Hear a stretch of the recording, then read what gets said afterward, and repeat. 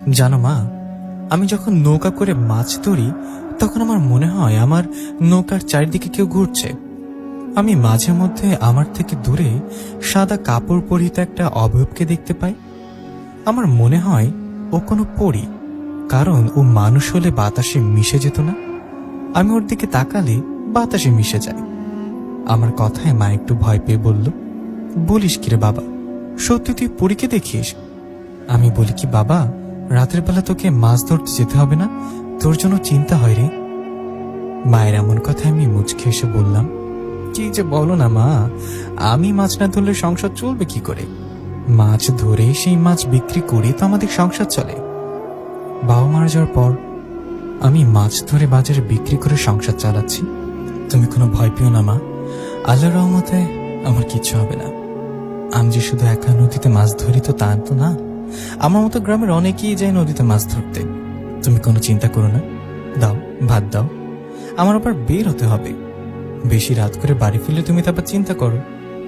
আমার কথায় মা ভাত খেতে দিলেন আমাকে। আমি ভাত খেতে খেতে মাকে বললাম, মা তুমিও খাও। আমার কথা জবাবে মা বললেন, না বাবা, তুই খেয়ে মাছ ধরতে যা, আমি নামাজ পড়ে তারপর খাবো। মায়ের কথায় আমি কোনো কথা না বাড়িয়ে খাবার খেয়ে ঘরে গেলাম। ঘরে গিয়ে কিছুক্ষণ আরাম করে মাকে বললাম, মা হারিকেনে তেল ভরা হলো, হলে হারিকেনটা দাও। আমার কথায় মা বললেন, এই তো হয়ে গেছে, তুই জাল ও নৌকার বৈঠা নিয়ে বাইরে আয়। মায়ের কথায় আমি নৌকার বৈঠা ও জাল নিয়ে বাইরে আসলাম। তখন মা আমাকে হারিকেনটা জ্বালিয়ে দিয়ে বললেন, সাবধানে যাস বাবা, আর বেশি রাত করিস না কেমন? মায়ের কথায় আমি হারিকেনটা নিয়ে রওনা করলাম নদীর দিকে। এখানে একটা কথা বলি, এই গল্পটা লেখা অনেক আগেরকার জীবন জীবিকা নিয়ে।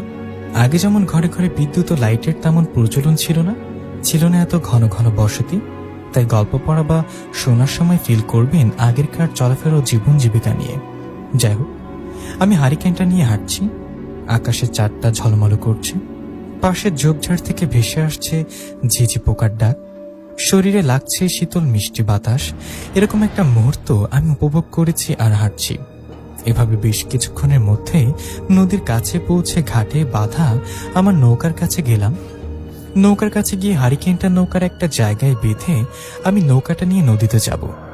এমন সময় আমার পেছন থেকে একটা ডাক আসলো, এই যে ভাই, একটু দাঁড়ান। পেছনে আওয়াজটা পেয়ে আমি পেছনে তাকাতে দেখলাম উঁচু লম্বা দেখতে সুন্দর, পরনে সাদা জুব্বা, এরকম একজন মানুষ আমাকে ডাকছে। ওনার ডাকে আমি বলে উঠলাম, কে আপনি? আপনি কি আমাকে ডাকছেন? আমার কথায় উনি মাথা নাড়িয়ে বললেন, হ্যাঁ ভাই, আপনাকে ডাকছি। আসলে আমি শহর থেকে এসেছি, এই গ্রামে আমার আত্মীয় আছে। এখানে আসার পর শহর থেকে খবর আসছে আমার স্ত্রী অনেক অসুস্থ, আমাকে শহরে ফিরতে হবে।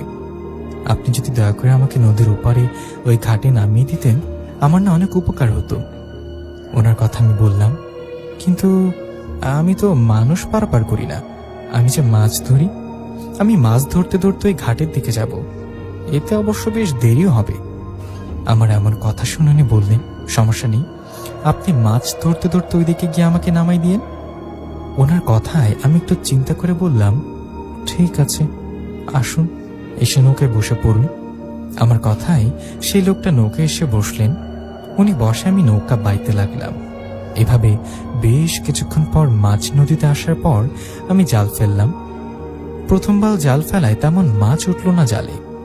এবার দ্বিতীয়বার জাল ফেলার পর আমার নৌকায় বসে থাকা সেই লোকটা বললেন, ভাই এই যে এইখানে জালটা ফেলুন।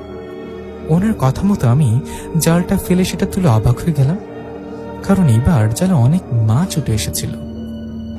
অনেক মাছ উঠে আমি খুশি মনে আবারও জালটা রেডি করলাম। তখন সেই নৌকায় থাকা লোকটা আবারও বললেন, এবার এখানে ফেলুন ভাই। ওনার কথা মতো এবারও জাল ফেলে অবাক হলাম, কারণ এবারও জালে অনেক মাছ উঠে এসেছে।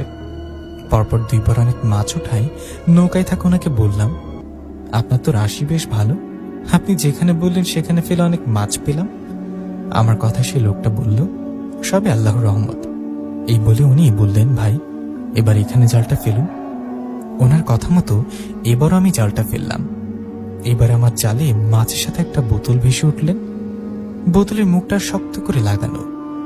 বোতলটা উঠায় আমি মাছগুলো নিয়ে সেই বোতলটা আবার নদীতে ফেলতে যাব।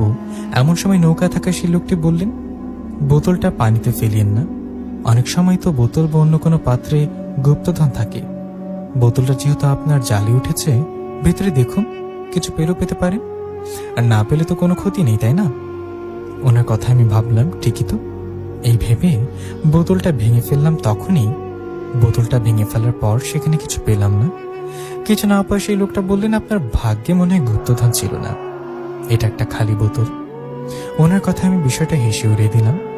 এরপর উনি আবার আমাকে নানান রকম জায়গায় জাল ফেলতে বলল। আমি সেখানে জাল ফেলে অনেক মাছ ধরেছিলাম। এভাবে বেশ কিছুক্ষণ যাবার পর আমি নদীর ওপারে ওই ঘাটের কাছে চলে আসলাম। সেখানে আসায় নৌকা থাকা লোকটাকে বললাম, ভাই, আপনার ঘাট চলে এসেছে, আপনি ঘাটে নামবেন নিশ্চয়ই। ঘাটে নামার আগে আমাকে একটা সত্যি কথা বলেন তো। আমার কথা উনি বললেন, কি কথা বলবো বলুন। তখন আমি ওনাকে অবাক করে দিয়ে বলি, আমি যদি ভুল না করে থাকি তাহলে আপনি মানুষ না, আপনি একটা জিন। আপনি জিন হয়ে আমার নৌকা করে পার হলেন কেন? এই কথাটা কি জানতে পারি? আরেকটা কথা, আমি আপনাকে নদী পার করেছি এই উপকারের বিনিময় হলেও আমার কোনো ক্ষতি করবেন না।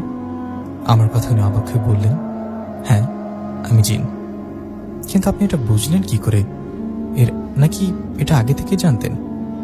সে জিনটার কথা আমি বললাম, আমি যখন মাঝ নদীতে মাছ ধরি তখন আপনি নৌকাতে হাঁটাচলা করছিলেন। মাঝে মধ্যে আমার ধরা মাছগুলো দেখতে আসছিলেন। আমি তখন খেয়াল করেছি আপনি হেঁটে না, নৌকা থেকে একটু উপরে উড়ে উড়ে চলাফেরা করেছেন। আমি তখনই বুঝতে পেরেছি আপনি মানুষ না, আপনি একজন জিন। আমার কথায় জিনটা বললেন, আপনি অনেক চালাক, ভালো মানুষ। আসলে সত্যি বলতে আমাদের জিনদের কিছু বাধা আছে, আমরা চাইলেও সেই বাধার বাইরে গিয়ে কাজ করতে পারি না। আমি উঠতে পারি ঠিক আছে, কিন্তু কিছু মুহূর্তেও বাধার কারণে নদী পারাপার হতে পারি না কারো সাহায্য ছাড়া। আমি নদীটা পার হতে পারছিলাম না, তাই আপনার সাথে আপনার নৌকা করে পার হলাম। আমি আপনার কোনো ক্ষতি করব না, আপনি ভালো মানুষ। আমি এখানে নেমে যাচ্ছি, আপনি এখানে দেরি না করে বাড়িতে চলে যান।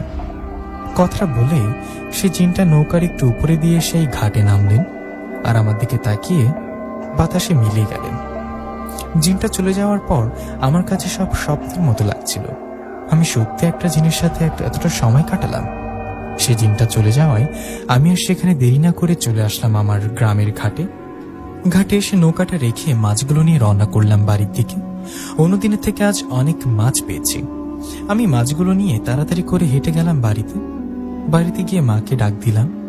আমার ডাকে মা উঠে মাছগুলো দেখে বললেন, বাবা নিশাত, আজ তো অনেক মাছ পাইছিস, এত মাছ কোথায় পেলি রে? মায়ের কথা জবাবে আমি বললাম, পেয়েছি, নদীতে পেয়েছি।